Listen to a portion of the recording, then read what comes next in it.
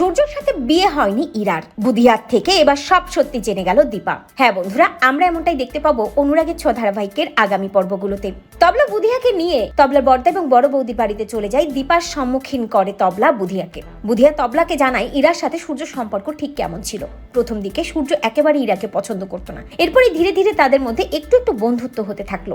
আর তারপরেই কোনো একদিন হঠাৎ করে বাইরে গিয়ে ইরা আর সূর্য বিয়ে করে ফেলে। তবে কিভাবে তাদের বিয়ে হয় সেটা কিছুই জানে না বুধিয়া জানায় বিয়েটা নিয়ে অনেক কৌতূহল রয়েছে। তাদেরও সন্দেহ হয়েছিল, তারাও ভাবছিল এই বিয়ে কি হতে পারে। ইরাকে তো একেবারেই সহ্য করতে পারে না ডাক্তারবাবু, তাহলে ডাক্তারবাবু কি করে ইরাকে বিয়ে করলো। এরপরেই ডাক্তারবাবু ইরাকে নিয়ে ওখান থেকে চলে যায়। কিন্তু ইরাকে নিয়ে চলে যাওয়ার আগে ডাক্তারবাবু তাকে জানায় যে করেই হোক না কেন তাকে এই গ্রামকে রক্ষা করতে হবে, কারণ এই গ্রামে অনেক অবৈধ কাজ হচ্ছে, এই গ্রামের মানুষজন অনেক বিপদে আছে। দীপা বুধিয়াকে একটা পেনড্রাইভ দেখিয়ে বলে যে সূর্য যে ঘরে ছিল সেখানে এরকম কোনো জিনিস আছে কিনা খুঁজে বের করতে, আর ওই বিয়েটা ঠিক কিভাবে হয়েছিল, কোথায় হয়েছিল সবটাই জানতে।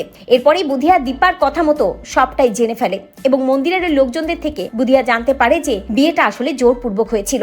এরপরে দেখা যায় বুধিয়া সব সত্যি জানার পর দীপার সম্মুখে এসে দাঁড়ায় এবং দীপাকে বুধিয়া জানায় যে ডাক্তারবাবু ইচ্ছা করে ইরাকে বিয়ে করেনি, ফাঁদে ফেলেই ডাক্তারবাবুর হাত থেকে সিঁদুর পড়েছিল ইরা।